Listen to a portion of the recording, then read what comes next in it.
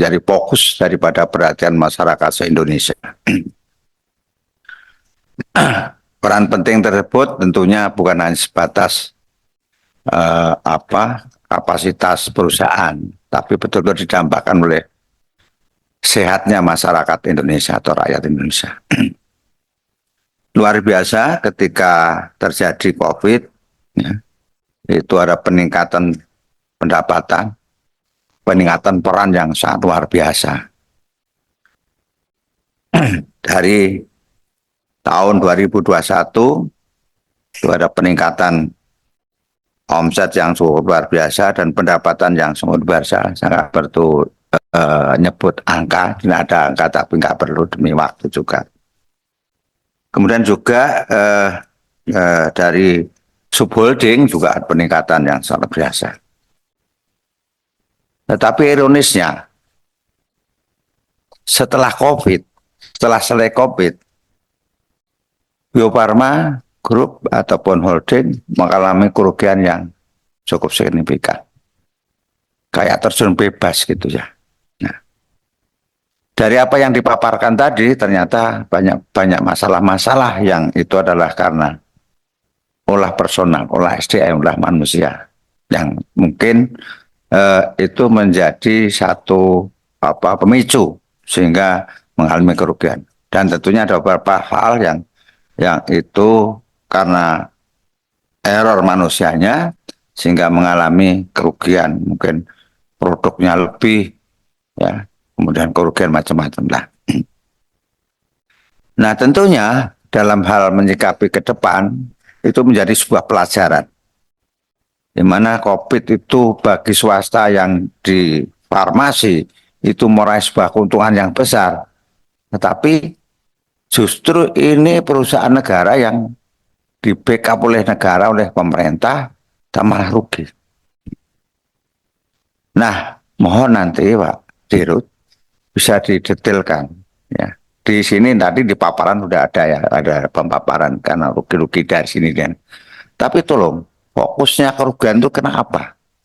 Ya, yang terbanyak itu apakah karena adanya PSO atau penugasan yang tidak sesuai ataupun penugasan yang tidak dibayar atau sebuah produk yang diproduksi tidak terjual, ya, atau apapun lah, mohon secara rinci, secara detail. Nah, karena apa? Yang namanya pandemi itu datangnya bisa sewaktu-waktu ya. Sehingga ketika terjadi pelajaran COVID kemarin bisa diantisipasi di kemudian, bahkan bukan kita, tapi anak cucu kita yang mengelola Bio Farma itu bisa mencatat ataupun mengambil pengalaman yang sudah ada. Kemudian saya menyoroti soal Kimia Farma ya. Kimia Farma itu kan sebuah produsen juga, ya, tidak hanya retail, tapi juga retail. Nah, saya melihat di lapangan, waktu dulu saya masih punya anak-anak kecil ya, sekarang saya sudah cucu kecil ya, sudah cucu gede bukan cucu kecil. Itu kalau namanya beli obat, kita beli resep, menukar resep, ya satu-satunya Kimia Farma. Yang pertama, barangnya pasti ada. Harganya jauh lebih murah daripada apotek yang lain. Tapi syaratnya satu, harus ngantri. Itu dulu. Ya, zaman dulu ya. Tapi sekarang apa?